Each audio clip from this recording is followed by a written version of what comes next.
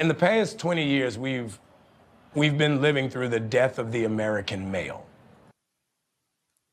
American masculinity, and what has happened to the American man from none other than Anthony Mackie, aka Captain America. Let's take a look. I keep my boys humble. Like, my boys have never had a pair of Jordans. You know, my boys don't do all that internet fly shit. I'm like your kids. And no, I don't give a I could be the biggest star in the world. Do not let me catch you being stupid. Mm-hmm. Do not. And my oldest gets it. My 15-year-old, he tells the other ones, he's like, yo, don't make dad mad. Because once you get one that's right, he gonna straighten the other ones out. Mm-hmm. So it's just that thing of, in the past 20 years, we've been living through the death of the American male. Damn. Imagine that. The man that plays Captain America says in the last 20 years, we've been living through the death of the American male. What do we talk about all the time on this show? This is why, and a lot of times we say Donald Trump was just a response. In a lot of ways, I guess we're noticing that a lot of these presidents are just responses. That's just how it works. You know, like George Bush, what was his reputation? You know, Kanye jumping out there saying George Bush doesn't like black people. Who becomes a president next? Barack Obama. Barack Obama. Who becomes president after that? You know, first black president. And then you got Trump. He's seen as being the MAGA guy, coming out racist. There are a lot of perception. You know, so Trump was kind of the response to that. Then you got Joe Biden, the response to Donald Trump. And then we don't like Biden. Like, that's a little off. Now, everything is a response. But when you look at the last 20 years, and it's interesting, now that I'm thinking about it, 20 years ago was 2005. So that was, hold on. When did Barack come into office? 2008? Hold on. When did Barack Obama become president? So if Barack Obama became president in 2000, so 2008 he campaigned, in 2009 he started. It's very interesting that when he says 20 years ago, we've started to experience the death of the American male. Barack Obama was the president in a lot of those years. And a lot of people have accused Barack Obama. Well, let me just say for me, I think that Barack Obama was used strategically to push this agenda of an emasculated male, to push a lot of the LGBTQ agenda. I have to always separate the people from the agenda. But I just think that Barack Obama was one that was pushing a lot of these things. He was the one that said, oh, I don't believe in gay marriage, and then changed his mind. Nothing wrong with changing your mind.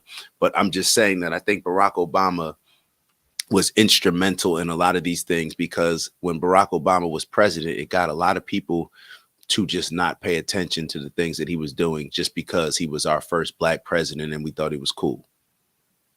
Just is what it is.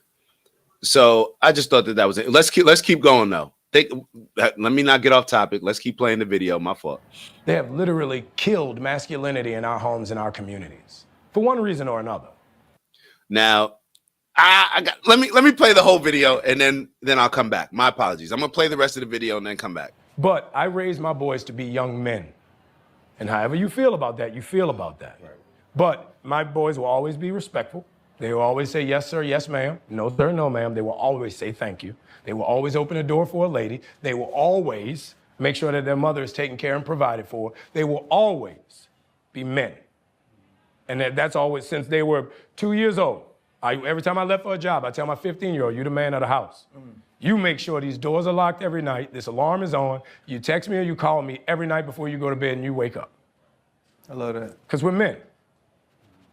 If I'm not there to protect, he got to be there to protect. Because you can have all the money in the world, climb through the window, that money means nothing. Right. You can have all the celebrity in the world, jump through the door, that celebrity means nothing. Yeah. So you got to have a little guard in there, you know? And So for me, it's always that idea of American masculinity is very different. Hold up. Limitless. All right, I want to go back to just address a couple points real quick. Your kids. And no, I don't give a, I could be the biggest star in the world. I like a lot of the principles that Anthony Mackie's talking about, even when he started off saying that his kids have never owned a pair of Jordans.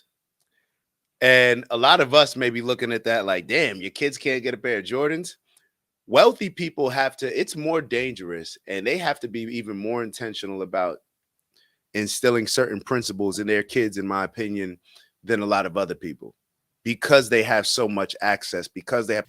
Y'all know what it is. It's Dak from the OG Network. Man, I just want to thank y'all. That's right, to thank y'all for all of your tremendous support over the years, whether you've been rocking with us from the beginning or maybe this is the first show that you're checking out on the network. We want to thank you nonetheless. And we have an ask, all right? We have a goal of reaching 20,000 subscribers by the end of March. That's right, 20K by the end of March. It's not a real goal unless you put a date on it.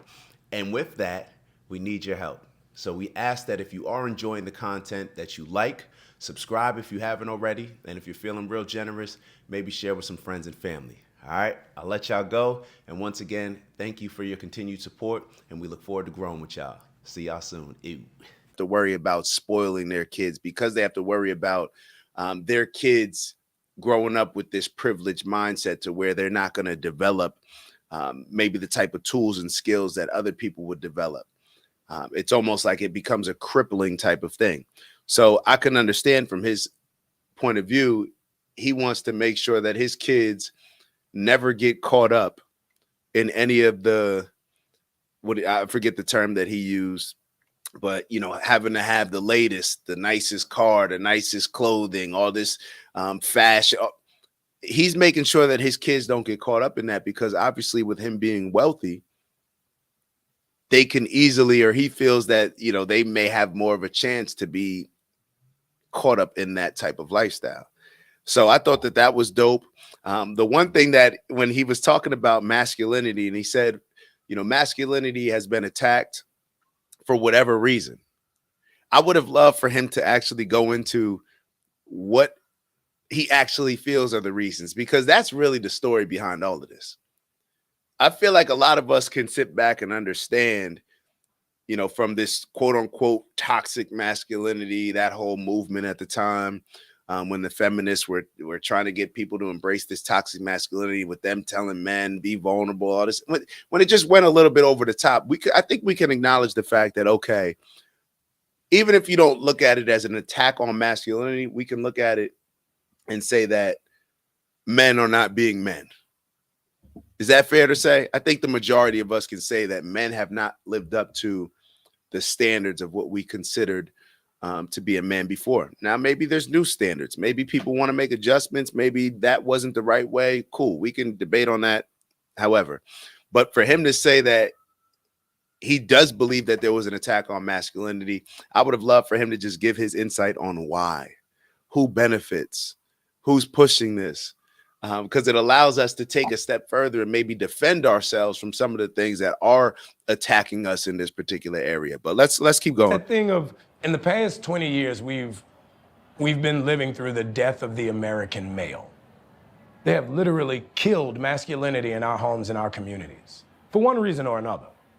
But I raised my boys to be young men. And however you feel about that, you feel about that. Right. But however you feel about that, you feel about that. Now, I like his take, and I'm glad that he had, you know, I'm glad that he just voiced his opinion. I'm not even going to say he had the courage. You shouldn't have courage to just, shouldn't have to have courage to just say a lot of these things, but I'm glad that he voiced that, let it be known. And, you know, especially on a podcast like The Pivot, which is, you know, a huge platform, a lot of people tapping in with that. So I'm locked in with him. I'm locked in with him. I don't want to get too caught up in that conversation. So what we're going to do is move on to, we have two videos from, what did I just say? The gentleman's name was Howard Lutnick. So this is the Commerce Secretary, I believe.